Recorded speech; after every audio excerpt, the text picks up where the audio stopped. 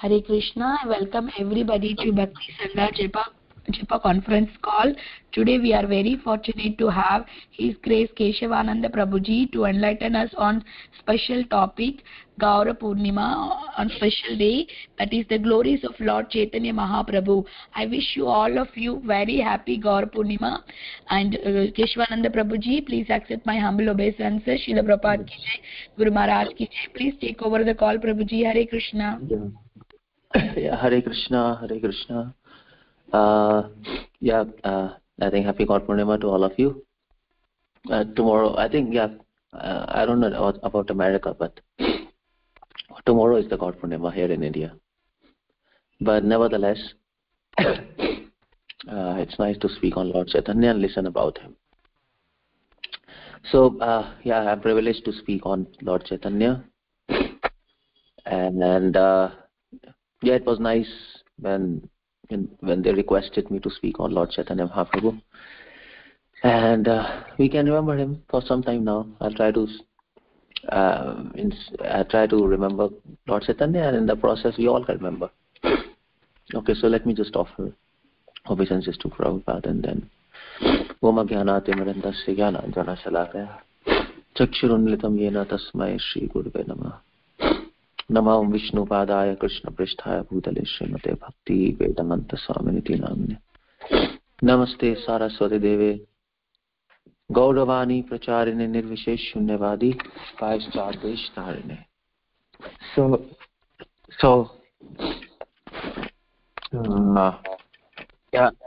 Well, when we talk about Lord Chaitanya, there are many questions.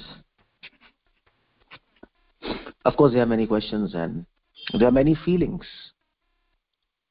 There are many doubts. But at the same time, there are many convictions and emotions and ecstasy. So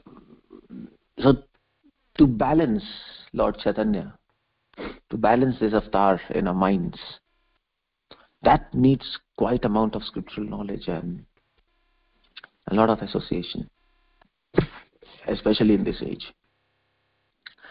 Most of the work is done by Srila Prabhupada, Bhaktivedanta Thakur, to help us understand this incarnation, and not only understand but accept him. So we'll talk about all these questions in details in this talk. Okay, so the first question is, who is Lord Chaitanya? That's the whole point there. Is he just a Bengali historical revolutionary figure who started a bhakti movement 520 years ago? And that's it. Is he that much? Or is he a saint who came and he preached about devotion and its intricacies, or a revolutionary, as historians see him, who distributed this bhakti to everybody without considering caste, creed, and anything else? So who is he? Well, to understand this him, we have to first go in history. And when we understand the history, then we can understand who is he. Now, as far as history of spirituality goes, I mean to say, leaving aside yoga tradition, Sankhya tradition, and other traditions, I'm just talking about bhakti tradition. As far as that goes, it starts with Ramanuja.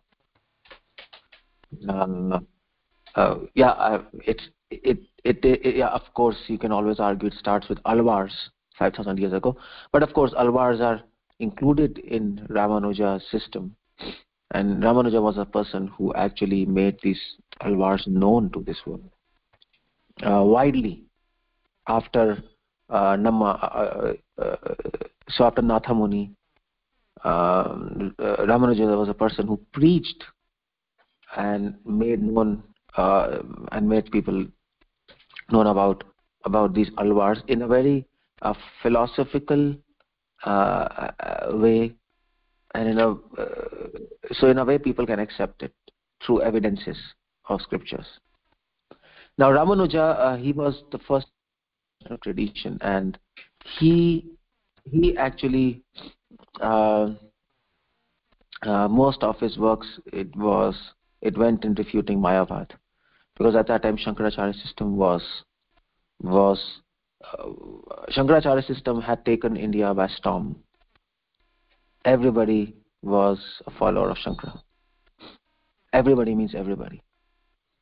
There were no Jainism.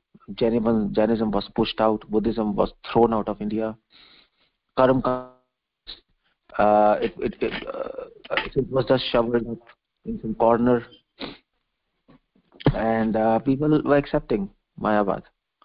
So at that time, Ramanuja came and he fought, he struggled, and he established Vaishnavism. Can anybody please check? So somebody has to mute because voice is coming. So that's the point there.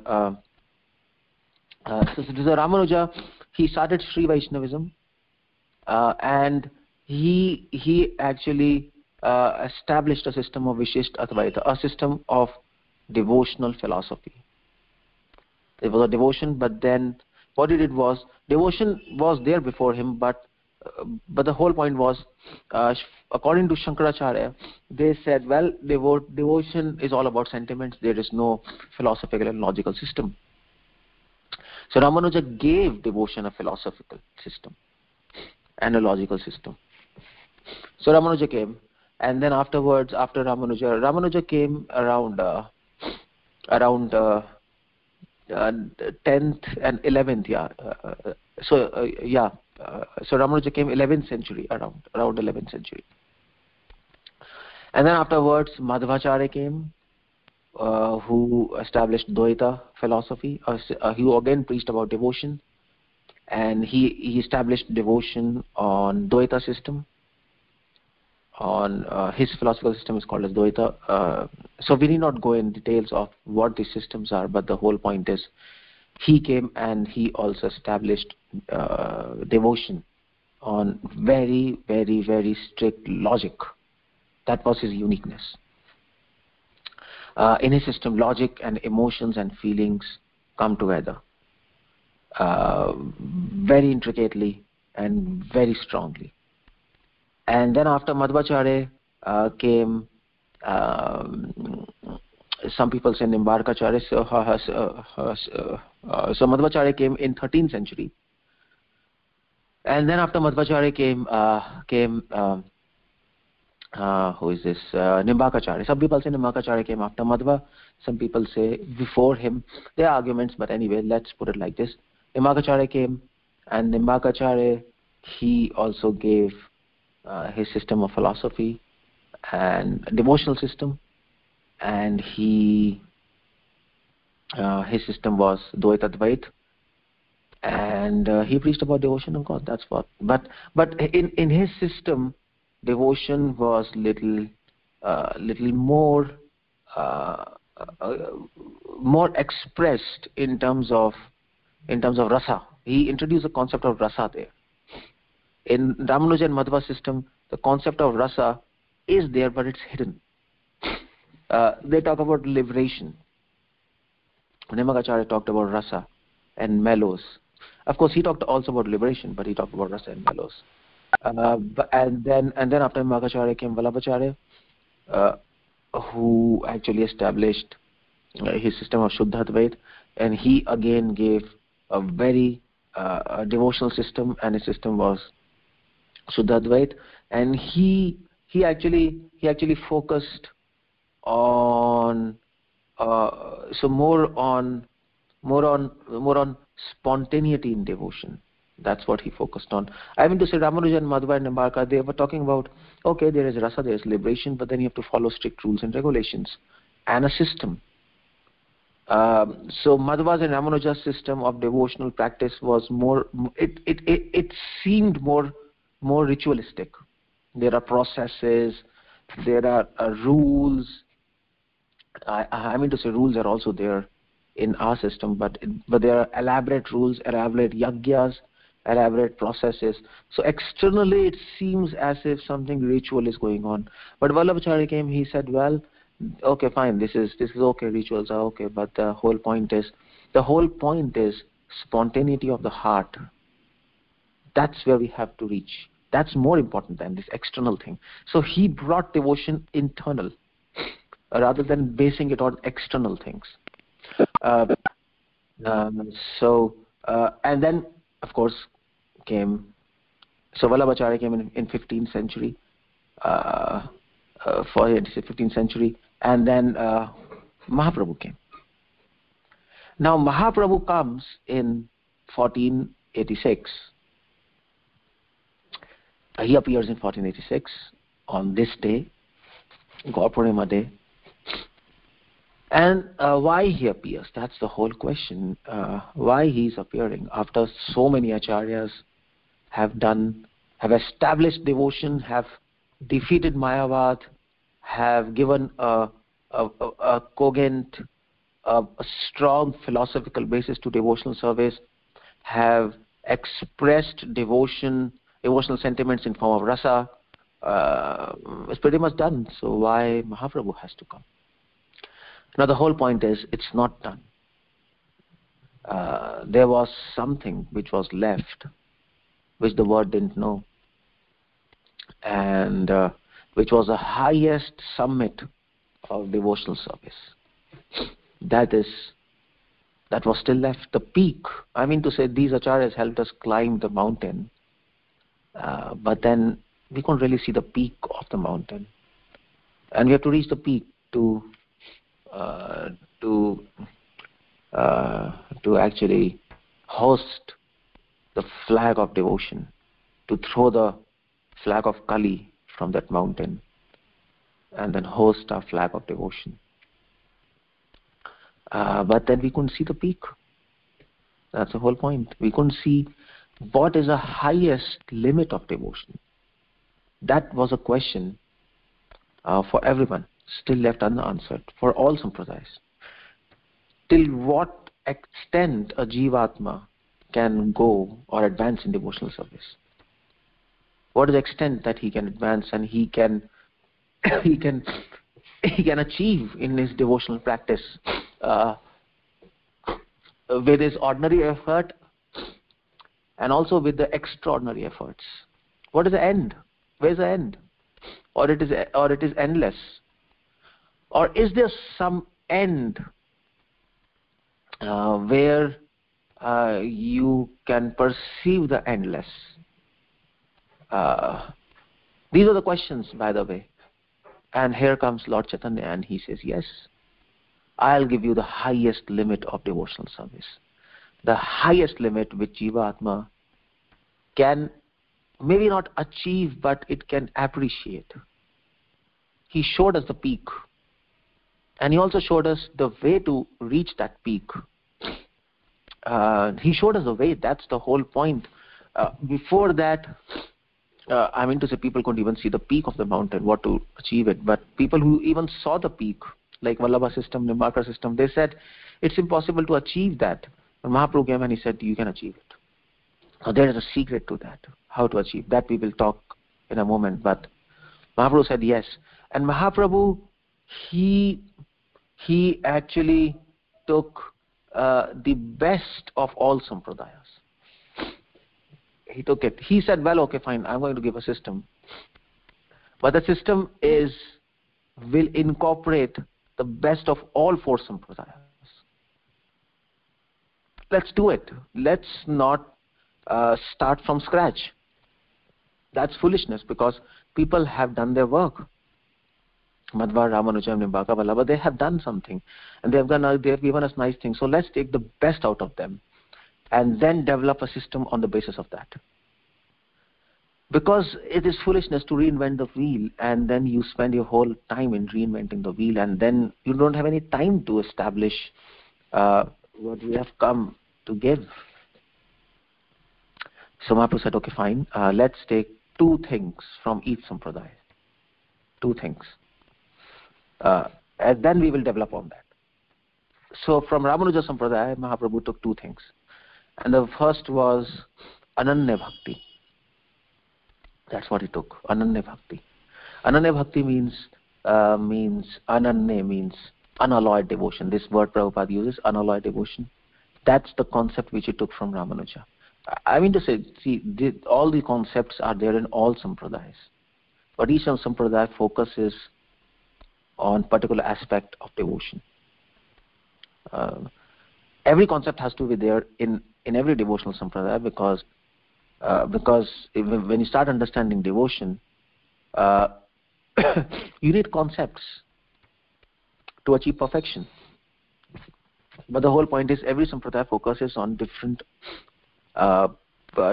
aspects of devotional service according to time, place, circumstance.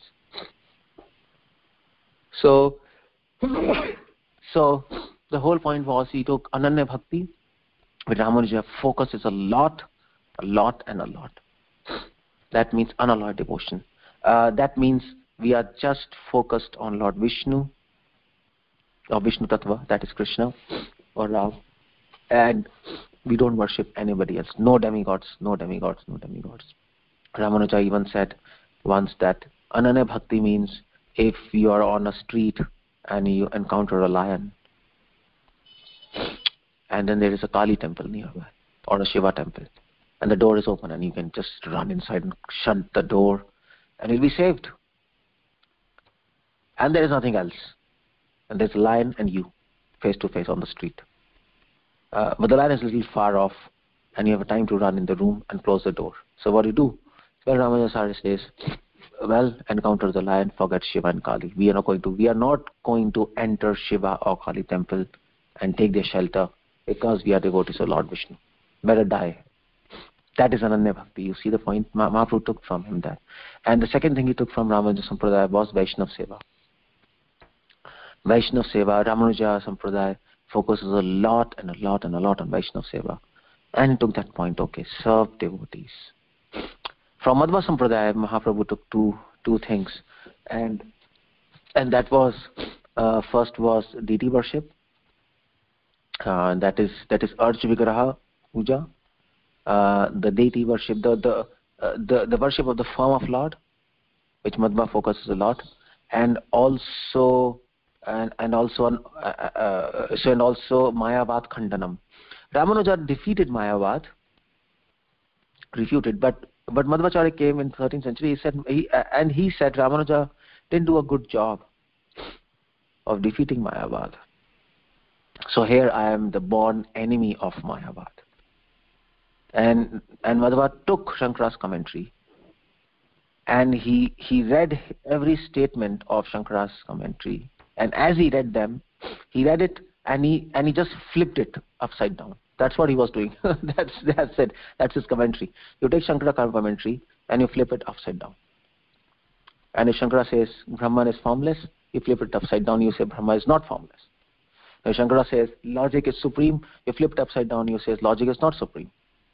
And if Shankaracharya says devotion, bhakti sentiments are not above logic, you flip it upside down and you say devotional sentiments are above logic.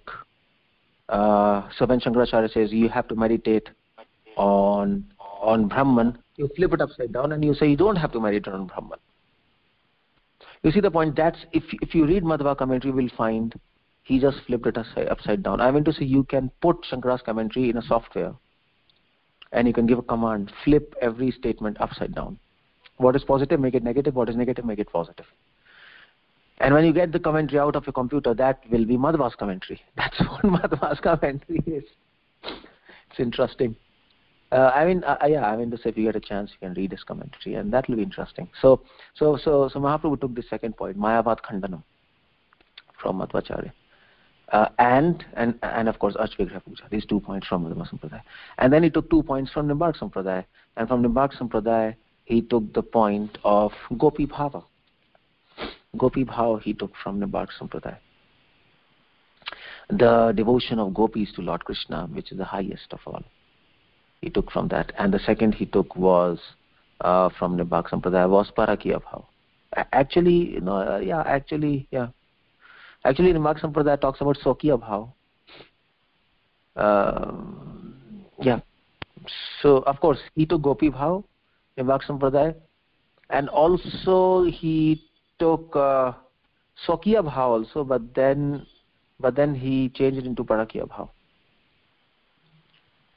The relationship of gopis and Krishna, unmarried gopis, I mean to say even married gopis, but they are related to Krishna. Of course, Nimbarka Sampradaya focuses on Swakiya Bhav, where the gopis are married to Krishna in some other dimension. But then they also talk about Parakiya Bhav, and Mahaprabhu takes that. And then from Vallabha Sampradaya, he took 2 points. And the first and very important point was Pushti Marg. Pushti Marg means Vallabhacharya recommended. Devotion is all about the flow of heart and sentiments. It's not about rituals. Rituals support. Rituals are a superstructure which are required to nourish and culture our emotions for Krishna. And that's what Mahaprabhu said. When Ramanand Rai proposed Varnashrama, Mahaprabhu said, Eho bhaiye. It's external. Mahaprabhu didn't reject it. Eho nahi. He said, Eho bhaiye. It is external. Varnashrama supports. But what is a main essence? An essence is devotional sentiments which a devotee carries for the Lord. But those sentiments are well established on this structure. Just as a building is established on the foundation and a structure of beams. A building is actually supported by beams. So yeah, of course we need a support of this whole structure, rituals and varnashrama. It is favorable. By the same time, bhakti is independent of it. They are actually favorable for nourishing bhakti. But then what is bhakti? Then Vallabhacharya says, well, fine. That is actually spontaneous flow of emotions towards Krishna. That is bhakti. So that is Pushti Marg. Pushti means nourishing. Pushti means nourishing through mercy. The path of grace, that's how they translate as. So Mahaprabhu took this, the path of grace, Pushti Marg, and he gave it another name which is called as Raganuga Bhakti, which is actually the gift of Chaitanya Mahaprabhu. He gave it another name, Raganuga Bhakti. And then he tied this Raganuga Bhakti with Vaidhi Bhakti, which actually Vallabha Sampradaya don't do. And he told us through Vaidhi Bhakti, how through practice of Vaidhi Bhakti we enter Raganuga Bhakti, and that is the ultimate aim of life, because through Raganuga Bhakti we can achieve Bhava Bhakti. Otherwise we cannot. We can also, material devotion says, but then we will enter into a different mood of Aishwarya. But we will not enter the mood what Mahaprabhu came to give us. So that is, so from Vallabha Sampradaya he takes this Pushti Marg, and then second thing from Vallabha Sampradaya he takes is what he takes, I just forgot. From Vallabha Sampradaya what he takes, Pushti Marg, and the second thing he takes is yeah, I think it just missed from my mind. I'll just tell you when I go forward. If anybody remembers, they can tell me. But I think so. It's just missing from my mind. Pushti Marg, and the second thing is anyway. I just forgot it. I'll just tell you. But anyway, so these two things he takes from all sampradayas. He combines them, and he makes his own philosophy, which is called Achinte Bheda Vitat, and then he develops on them and gives higher concepts of the bhava of Radharani. That was his concept. Radha is the highest pinnacle of devotion. That was the question. Where is the peak? Now the peak can be found in the personality of Radha. The ultimate limit of devotion was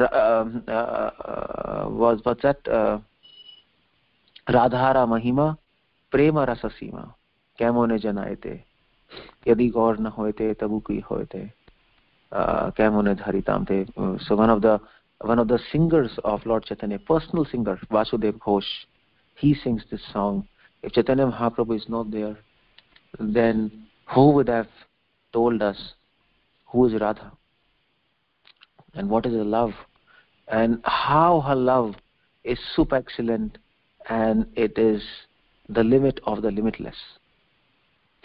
It's the highest. Nobody can surpass her love. And a Jivatma can achieve, or at least appreciate her love. Not exactly achieve, but appreciate her love. And also in certain cases, achieve it, but in a very indirect way. How to do that, I'll talk in a few moments. But that's what Mahaprabhu gave us. The limit of devotion, the highest limit, Radha's love. He showed, this is the greatest devotee of Lord. And if we follow her path of devotion, if we do devotion like her, try to do, then we will follow in her footsteps and we can easily attain Krishna. And that's what Mahaprabhu gave.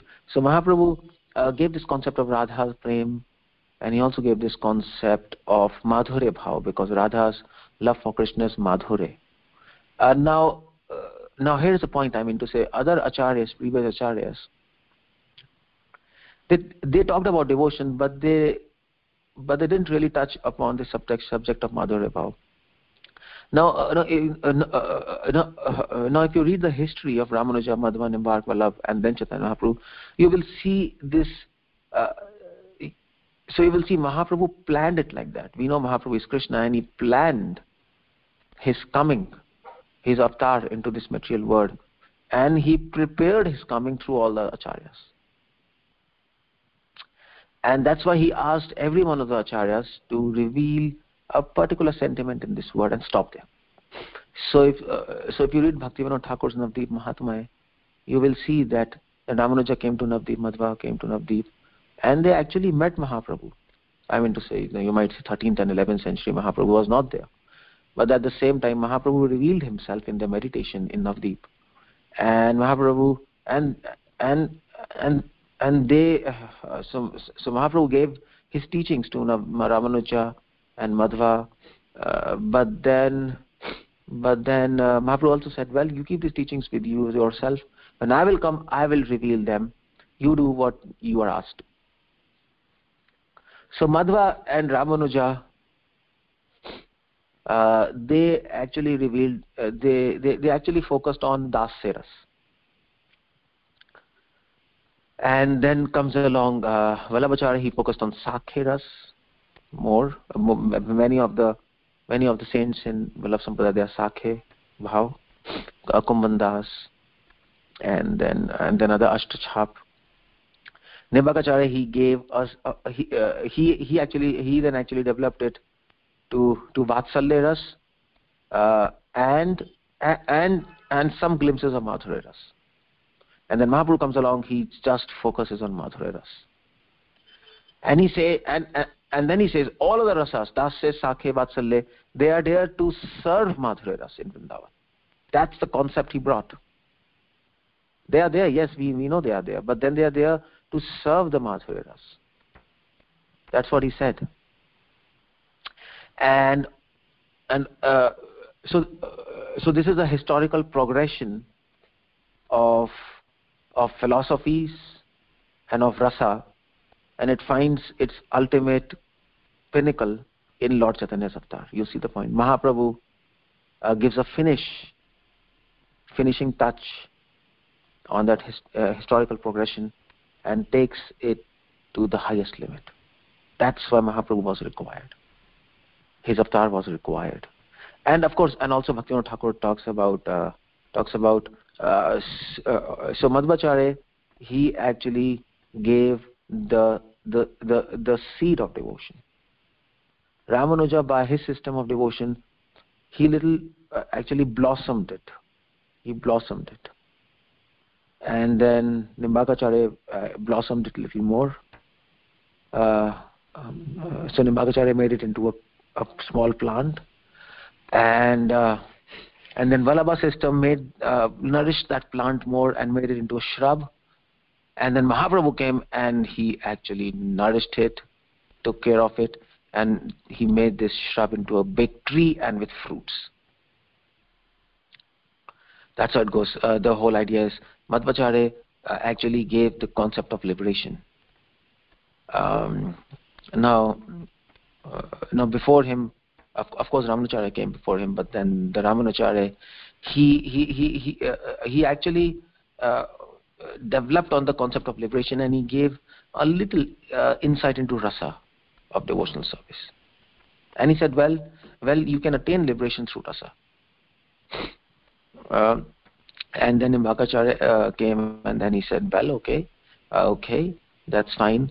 But then the rasa which you have, it is not so developed, it is not so explained in Ramanuja and Madhva system.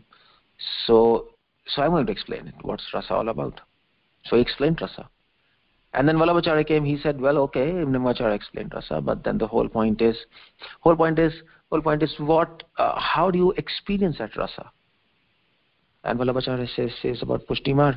And then Madhva, and then Lord Chaitanya came, he says, okay, you can experience rasa, but to what limit it can go? Let's find the end of it. And then Mahaprabhu gave his system. So that's why Mahaprabhu was required to take the philosophy of devotion, and to take the rasa of devotion, and to take the sentiments of devotion to the ultimate level, and then give it to us. I mean to say, you see the point, when Ramanuja was there, people were far more civilized than what we are today, far more cultured than what we are today, far more sensible and wise than what we are today. Now we are like animals in this age. We are out of control. We are savages. We are barbarians. We have no idea what is dharma. So Prabhupada even says Mahaprabhu has given his system to those people who have not even heard the word dharma. What to say of understanding and practicing it? So at Ramanujara's time, that was like around 11th century. That is around 900 years back. People were far more people. You know, that's the whole point. They were humans. And with Madhva, Nimbark, Vallabha, and now today, we have become animals. We have become atheists. So the whole point is, so you see the point, a philosophical understanding and the understanding of rasa is actually exponentially increasing. The graph is going up with all the preceding acharyas, and it comes to a summit, the highest level with Lord Chaitanya, of the philosophical explanation and the rasa and the sentiments. But the whole point is, on the other hand, the graph of people and the culture and the values is going down, and it comes to a very low level, even negative, like animals. So here's the problem. Mahaprabhu takes the system to the highest limit, but then he has to give this system to the lowest people who have no understanding. Now how to do it? And he did it. That's why he is called Namo Mahavadaniyaya Krishna Prema Pradayate. He's called the most merciful incarnation because he did it. He was successful. He was successful. And the highest to the lowest, highest system to the lowest of people. He distributed love of God even to Chandalas. What's that all about? How do you do that? Love of God, Brahmara Durlabha Prem Sabakara Jache. What was so rare for Brahma and Shiva, he just freely gave it to Chandalas. And who are these Chandalas? These are we. Don't think we are not Chandalas. We are Chandalas. It's not a person who is working in that street, in a corner, in that drain, and we are sitting in a hotel in our fashioned clothes, and we are not. We are Chandalas. Chandala means who is out of Vedic system, who is born out of lust, who has not undergone any samskaras, and is always thinking of sex and envy, and have no idea what scriptures want from us. He is not trained in dharma. He is out of Vedic system. That is Chandalas, and he has given prema to us. See, at least understanding of it and the way to achieve it all over the world. So that's why Mahaprabhu has to come, and that is why Mahaprabhu is called Namo Mahavadaniyaya.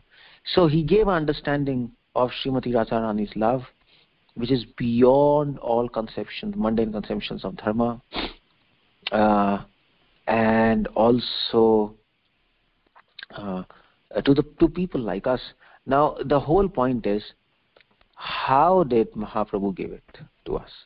Now answering this question will also answer the question why he's called Namo Mahavadaniyaya. That's the whole point. Now, we just talked why this incarnation was necessary. And I told it was necessary to bring the philosophical basis of devotional service to the highest limit, to bring the rasa to this highest limit, and to bring the sentiments of devotion to a deeper, to actually deeper layers, and show us the peak of the mountain. That's why this to actually complete a historical progression of devotion. Hegelian system, isn't it?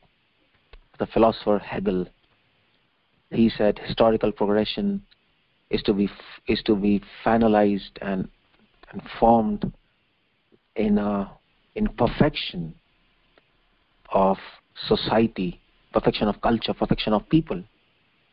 And Nietzsche said, yes, the whole history is there to find a Uberman, a Superman, a perfect man. Now, Mahaprabhu did it. Let's say that. Mahaprabhu actually finalized the historical progression and took it to the ultimate level of the historical position of devotional service. So, but then now here is the point. Mahaprabhu is called, now the question comes, Mahaprabhu is called Namo Mahavadanyaya. Why? Why is called Namo Mahavadanyaya? Of course, one reason is because he showed the highest limit of devotion. That's one reason.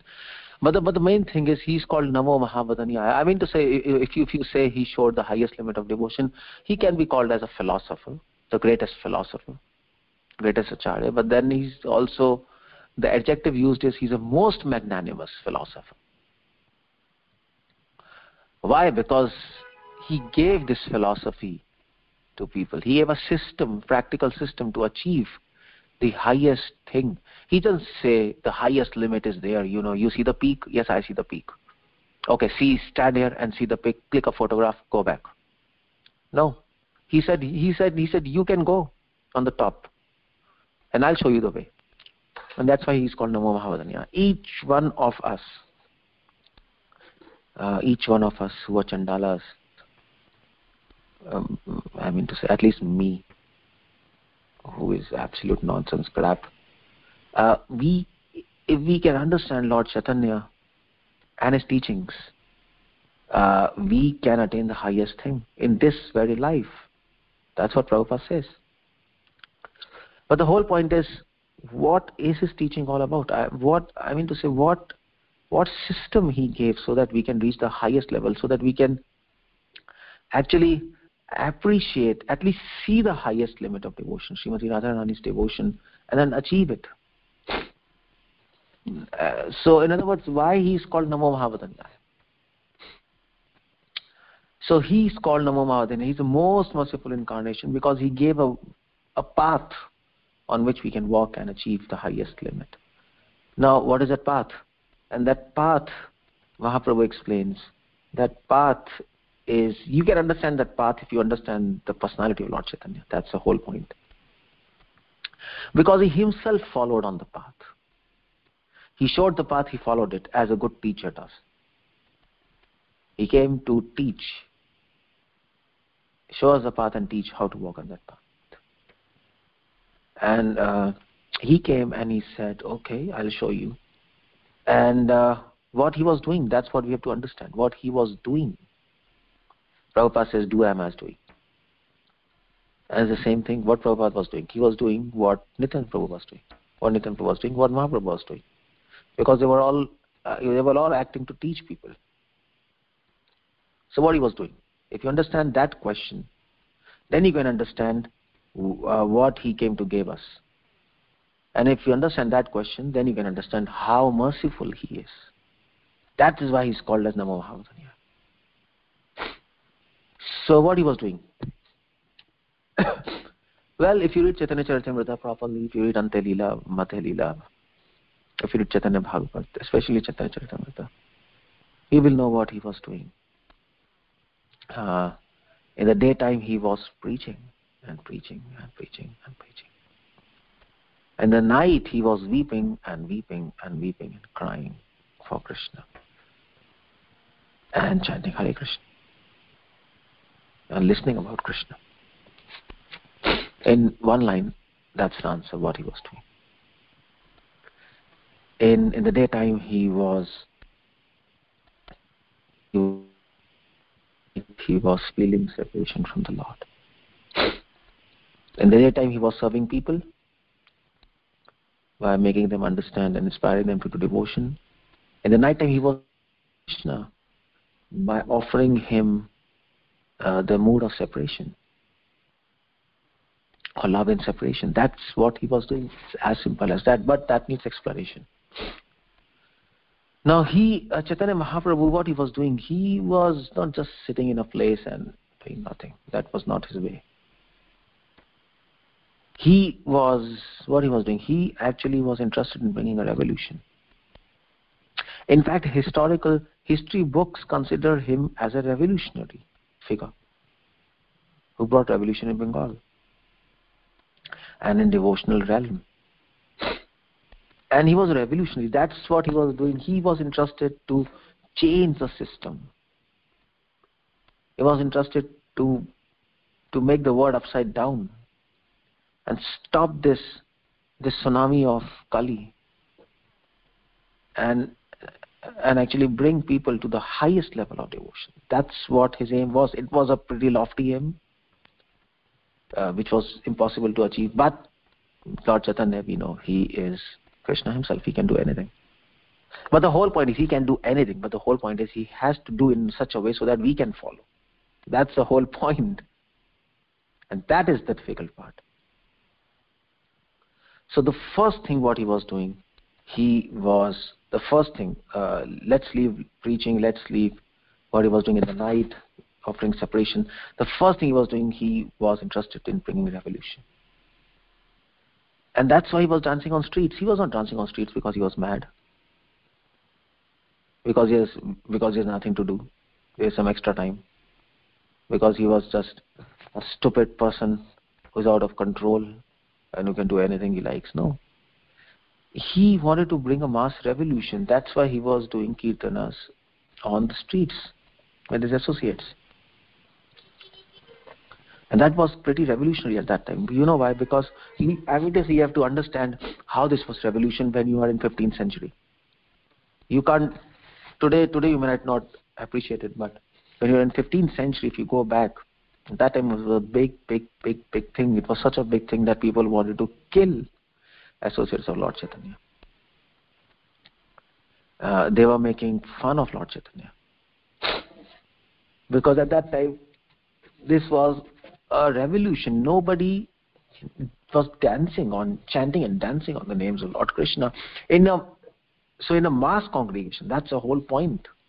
With musical instruments. Devotion was, okay, fine, you can be in your temple, you can sing some solo bhajans, and then you have to read Bhagavatam and do your worship of deity, that's all. Offer something. But this kind of thing, you get lakhs of people and then you are doing kirtans and on the streets, and then you're begging people to chant the names of God, especially chanting the names loudly. That was a big thing at that time, 15th century. 15th century, there were Brahmanas and there were Vedic scholars, and it was not allowed to speak any mantra openly. Mantra was to be kept secret. But here comes Mahaprabhu, he says, well, okay, let's chant, and you also chant, and here, and this, and that, and that, and that. Well, that was a revolution, and then he was initiating Shudras. He totally went against the caste system. He actually abolished it. His disciples were from all walks of life. They were Shudras, they were Chandalas, they were robbers, they were dacoits, they were Muslims. From all walks of life. It was unseen and unheard. That's what he was doing. He was interested to bring a revolution. That's what he wanted. He was opposed. He was threatened. His associates were threatened to be murdered. His movement had a great resistance in the society, but they did it in spite of all these facts. So that's what first thing he was doing. He wanted to bring a revolution. And the second thing he was doing was he wanted to educate people. You see the point? That's what he was preaching. He asked his acharyas, Rupa Goswami, Sanatana Goswami, to write books and then teach. Rupa Goswami opened a school in Vrindavan. So that's what he was doing. He was educating people. He was himself preaching everybody in the morning, in the daytime. And then he showed the way to achieve, way to appreciate Radharani's love. And he said, well, okay, fine, the way to appreciate Radharani love and the way to achieve it. I mean to say, so when we say achieving Radharani's love, it simply means appreciating her love. Appreciating her love is like achieving her love so as far as Jivatma goes. Even if you can appreciate Radharani's love, that is beyond all achievements. And it is equal to saying you have actually achieved it. Even if you simply can understand something about it. Because that in itself is the rarest of things. So the third thing which he was doing was, he was feeling separation from Lord Krishna. And because he was feeling separation, to actually relieve that separation, he was chanting the holy names, Hare Krishna mantra. So he taught us how to actually appreciate and reach that limit on the peak of mountain. How to do that? He said, cry, that's all. Prabhupada says in Nectar of Devotion, cry for Lord Krishna. Prabhupada says in this famous lecture, come on, I mean to say we have all forgotten that. Prabhupada says Hare Krishna mantra is a crying of a child for his mother.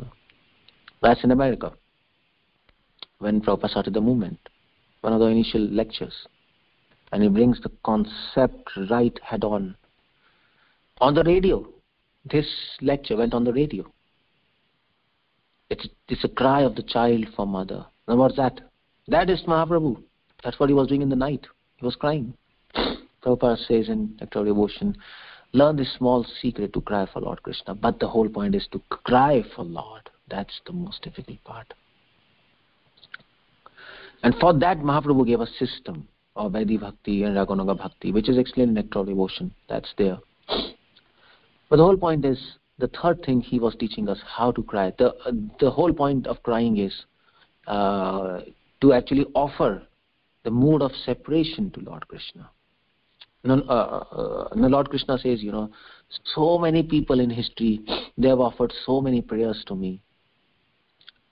So many people in the history, they've offered so many sacrifices to me. But nobody has offered tears to me. And especially the tears of separation from me. I want that. I want that. That's the perfection of life. That's what God wants. Mahaprabhu said that's what he wants. That's what we are offering him. You can offer him fruits and flowers, patram pushpam phalam toyam. That's what Krishna says. But Lord Chaitanya says, well, that's enough. I've got a lot of flowers, a lot of fruits. It's all there and it's all getting... My abode is full of flowers and fruits and water, and it's there. It's actually stinking and decaying. It's a joke, by the way, but I want something which nobody else has given. I've got bored of that. I want your tears. I want your separation from me. And Mahaprabhu actually gave evidence for that. Mahaprabhu says, yeah, that's what Krishna wants. Why? Because when Krishna was doing Ras Leela, he left gopis in between. And Mahaprabhu said, why did he leave them? And then he said, well, he left them because he wanted to see their tears and the love and separation. That's what he enjoys the most. And these three things Mahaprabhu was doing. He was interested in bringing revolution. And the second thing, he was educating. And the third thing is, he was crying in love and separation. He was offering his love and separation to Krishna. Now, this is what we have to do. He's a teacher. He's acharya. And he's acting in the capacity of a devotee. And he wants us to follow him. in our own capacity. That's the whole point, but to follow him. And this is what we have to do. And that's why he's called Namo Mahavadaniya. If we do these three things, we will be able to achieve Radharani's love. To see it, to understand it, to appreciate it, and achieve it. And that is the perfection of life. That is the highest limit of devotion. That's the gift which Mahaprabhu has come to give us. That's why it's called Namo Mahavadaniya. He's given the process what to do. And the process is these three things. Now, the process is not just chanting Hare Krishna and 4 regulative principles. That's not the whole process. That is the foundation of the process. Yes, Prabhupada says chant 16 rounds and 4 regulative principles. Yes, you do that. And then you will gradually understand devotion. Prabhupada says that. That is the foundation. I mean to say, even if you don't chant 16 rounds and follow 4 regulative principles, forget everything. That's a cement. That's a process. And then Prabhupada says, you keep on doing that and then you will understand Krishna slowly and gradually. You will increase in your realization. Throughout the purport, Prabhupada writes that. And then you will become Uttamadhikari. And then so many prayers will automatically come from your heart. So what Mahaprabhu was doing, if we start doing that is a process, and then we can actually understand how he is Namo Mahavadaniya, because we'll be able to get a glimpse of the highest limit of devotion. So what we have to do? We must try to assist Mahaprabhu in bringing a revolution in the entire world. That's what he was assisting. That's what he wanted. That's what Prabhupada was doing. That's what Bhakti Santa was doing.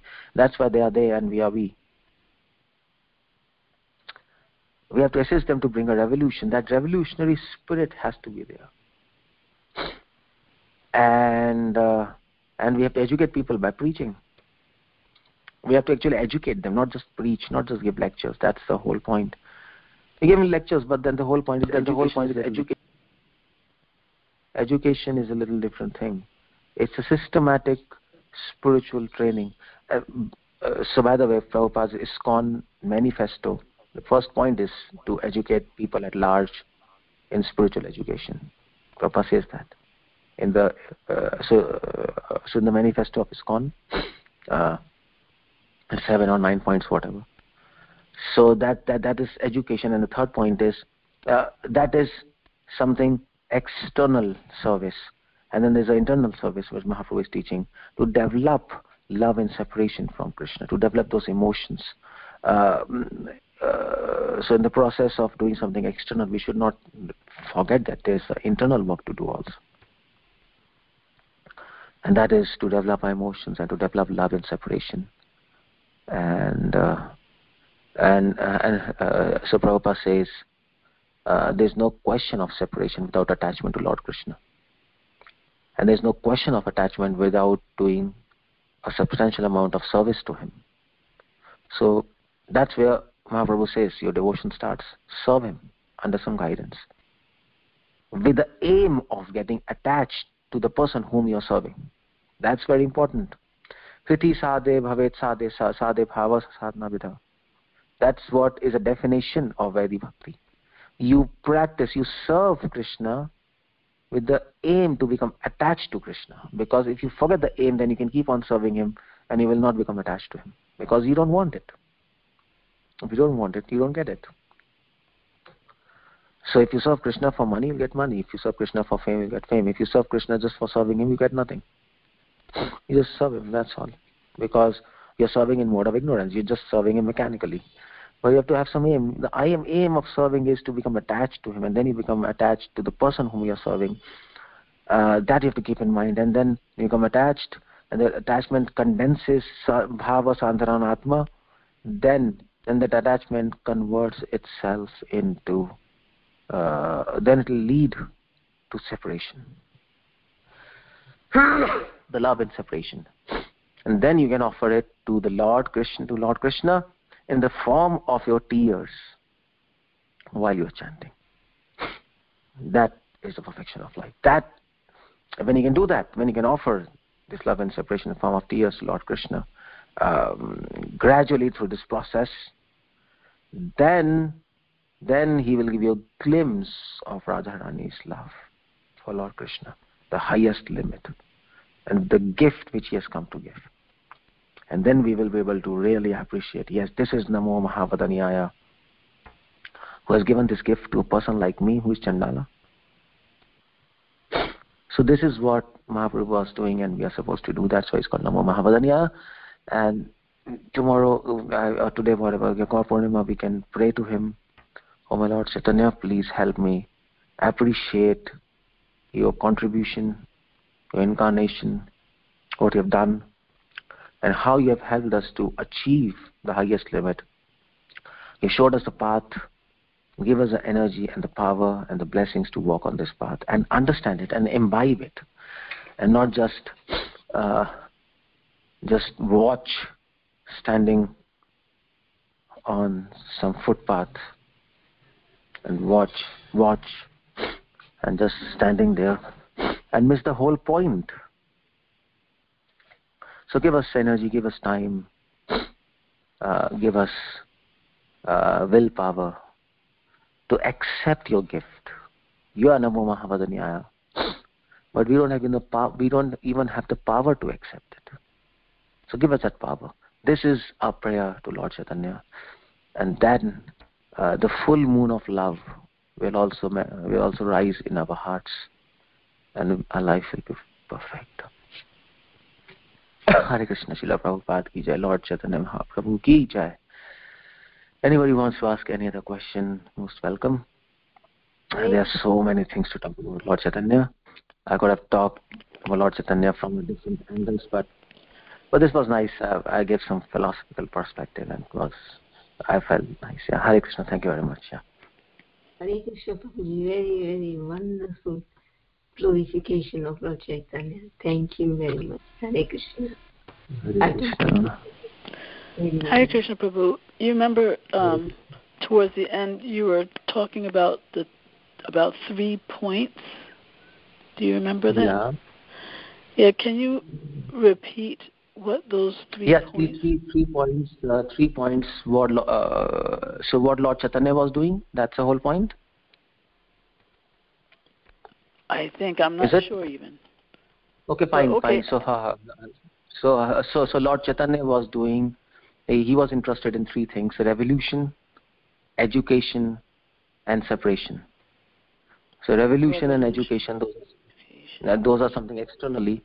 Externally, we have to assist Mahaprabhu in bringing a revolution in this world and educating people. And internally, it's separation that we have to cultivate inside. And if we can do that, then we are following Lord Chaitanya. That's what is the point. Mm-hmm. And you also said that to come to the highest point, the 16 rounds and the regulative principles, that's just foundational. But beyond that, we have to do what? Beyond that, you chant Hare Krishna, get the power, follow regulative principles, be pure, and then participate in bringing a revolution in this world. Assist Mahaprabhu to bring revolution in this world. Fight. Revolution means, just like Mahaprabhu was fighting against all bad concepts through acharyas, and then he was doing street kirtans to actually give these holy names to people who didn't want to hear, is Muslims who closed their ears. That revolutionary spirit. Get the power from this, go out in this world and try to bring a revolution. Try to help Mahaprabhu change people and fight and change the ideas, and then fight atheism, establish Krishna consciousness. Prabhupada gave so many programs for that. And if you're going to do it personally, then help those who are trying to bring a revolution. Help them. And the second thing is education. Education. So it's not a matter of giving lectures. It's a matter of educating people, like universities are doing. Universities are so universities, academic universities, all this modern education. They have opened universities where person goes in and comes out as an as a convinced atheist. You see the point, all these universities and modern education, they are providing a logical basis to atheism. And when a person goes into college, as soon as, so by the time he comes out, mostly he's either confused by logics and he becomes disconnected with religion because he's not convinced religion is bad and this and that and that and that. So because those people, they have established a system of systematic education. If there was no systematic education, then the world would have been very different. But then people become physicists, chemists, mathematicians, and they're convinced this is logic, this is everything, God is not there, and the whole philosophical mood which is there in modern education, which is actually given by all the Western philosophers like Nietzsche, Schopenhauer, Hegel, and all this whole basis of modern education, the whole understanding of modern education, that's there, and the person gets that, and he becomes confused. He either becomes atheist or he becomes agnostic at best. But theists forget it. Religion, forget it. So that's what we have to do. We have to establish a system of education. Mahaprabhu did that through Jiva Goswami. He asked him to write books. He asked him to write sandarbhas. A very logical system to establish bhakti. So that's what we should be doing. Prabhupada wanted that, and Prabhupada wanted colleges, Prabhupada wanted courses, and okay, fine. So wherever we are preaching, preach in a fashion that you educate people systematically. So it should not be just random lectures. Then it doesn't help. Random lectures are also okay sometimes, because it is nice to hear some random things because it helps. It actually enlivens us. But the whole system is in that process. This process should not be lost, which Mahaprabhu wanted actually through Rupa Goswami. He asked Rupa Goswami to write a book on devotion. He asked Sanatana Goswami to write a book on culture and etiquette. He asked Jiva Goswami to write a book on philosophical systems. Rupa Goswami asked them. So they were doing all these things. So if you read Rupa Goswami books, it is very systematic. All of his books, even Bhaktivinoda Thakur, his books are very systematic. So that, participate in educating people. That's what we have to do. And the third thing is internal thing. We don't have to forget our aim is love is separation. Because generally in this external preaching and educating and revolution and whatever, we just forget our own internal cultivation. And that we have to give time to ourselves also. And try to serve Krishna with the aim of attachment and with the aim of ending up in love and separation. How to do that? That Chaitanya Charitamrita, if you read, you will understand. But we have to focus on doing that internally in our heart. Otherwise, it will never happen. So we have to do. He has given the path. We have to walk. So that's what we have to be doing now. Besides chanting and following regulative principle, chanting and regulative principle, that will give the power to do this. They are our generator. That's our genie box. Without them, we are zero. That chanting 16 rounds at 4 regulative principles. Prabhupada gave us this generator to us. Take this generator, generate energy, and then assist this mission of Lord Chaitanya. And do these three things and perfect your life. That's what is the whole understanding. It seems that, thank you, that was very nice explanation. Seems like, though, for the systematic education, it seems like, we would have to find a way to attract people to a Vaishnava school, actually. Otherwise, it would always be just random lectures, See, the whole point is, for giving systematic education, you should have a college, an institute, which actually I'm trying to build it up. Yes, Punjab. That's what I'm trying to say. It would have to be. So that's the whole point. That's what Prabhupada wanted it. Prabhupada wanted it. Didn't happen somehow in the history of ISKCON. There were many turmoils, and that's okay. I mean to say, in this modern world, it's very unpredictable. But now we should try to do it, because that is what Mahaprabhu wanted, and that's what we are missing. And that's why many of the devotees in our movement, they are not well trained. They know, but they do not know. They understand, but they do not understand. It's so foggy and cloudy. And we have to help people. So that's how it goes. So anyway, let's try our best. But the whole point is, first the concept has to come. First the people have to appreciate this concept that we need these training institutes. Otherwise, it will never happen. It will never going to happen. That institute in Belgium, I believe, is that something like what we're talking about?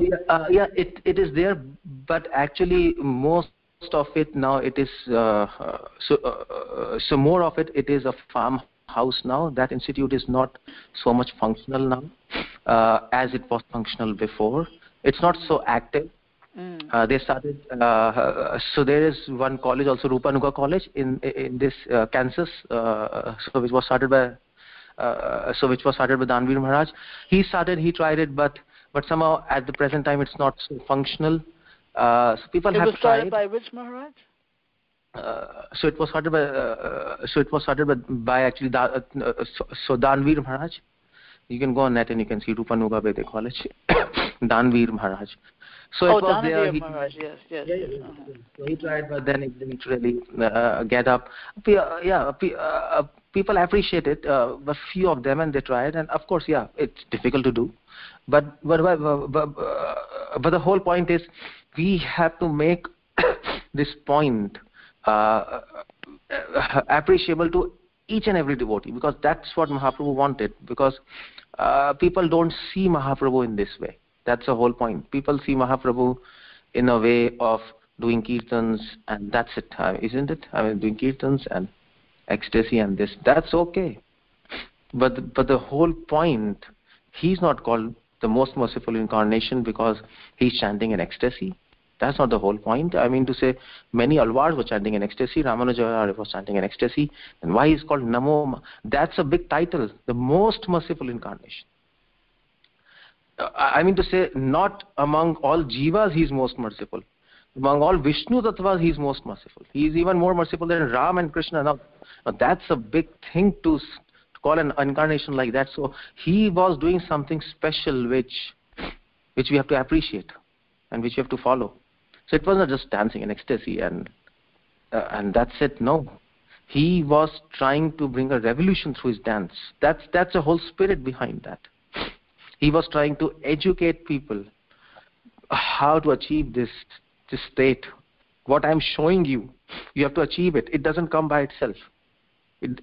And you can't even imitate it. You can't do that, because that's a different level of consciousness. Now, how to achieve this? That Mahaprabhu says. So we perceive Mahaprabhu in a very different way, a Gaudiya Vaishnavism. In this way, behind that dance we see revolution. Behind that preaching we see education. Behind that chanting and devotion we see love in separation. And then we can actually appreciate his gift. And then devotees will appreciate, and then things will work on. Otherwise it will be chaos. Devotees won't advance. And that's what Gaur Purnima is all about, to appreciate Mahaprabhu as he was.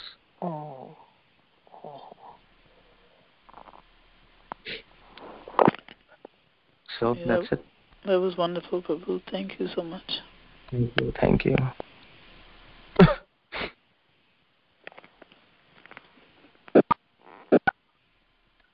Oh, Hare Krishna. So, Hare Krishna, Prabhuji. Dandvat Pranam, Srila Prabhupada Gurudev ki jai. Such a nectarian class, Prabhuji. How sincerely you are explaining Sri Chaitanya Mahaprabhuji's Leela. Koti Dandvat Pranam to your seva. Hare Krishna. Thank you very much for your valuable assistance.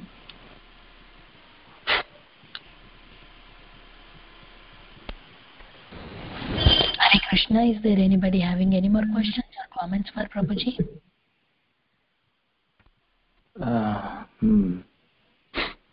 Yeah, I think that's pretty much we can end here then. Thank you so much. Thank you so much. Yeah. Very, very wonderfully this class with so many nice points and the philosophical base of Mahaprabhu's work, what he did for and what we lack and how we have to follow that. On this nice day, we are very fortunate to hear you. Even though you're not well, we could make it out from your voice. I'm feeling well and all this kind of stuff. But I mean, I could have cancelled the class, but it was so exciting to speak on Mahaprabhu, so I thought, so when they requested, I thought, that's great, It's if you speak on Mahaprabhu, it's enlightening for all of us. So anyway, I'm thankful to the coordinators that they asked me to speak on Lord Krishna. Yeah, Hare Krishna, Hare Krishna. Hare Krishna, Prabhuji, Dhanwad. Prabhuji, I heard that you are Hare Krishna. Can you hear me, Prabhuji? Yes, I can hear you. Yeah, Prabhuji, you just mentioned that you are trying to start some training institute and all that. Is there any way to know more details about it so we can we can contribute something? Yeah, sure. So actually, you can actually mail us at info@bhadrikaashram.com. Can you repeat that? Info. I will also send you the mail, but you can also write it. It is like info. It's simple. Info@, and then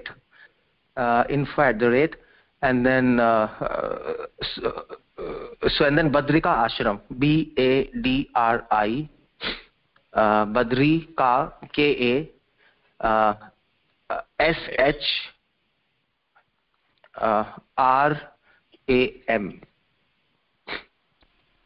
info@Bhadrikaashram. info@bhadrikaashram.com. This is the mail. So if you send the mail, then we will send you all the necessary information there. info@bhadrikaashram.com. I think this is an email which is there, which we have. Thank you so much, Prabhu. It's a wonderful class. I appreciate it so much. Anyway, thank you for listening. This is so I'll just repeat the spelling. info@bhadrikaashram.com. Okay. Thank you so much, Prabhu. Thank you. Hare Krishna. Thank you very much. Hare Krishna. Hare Krishna. Dhanwad.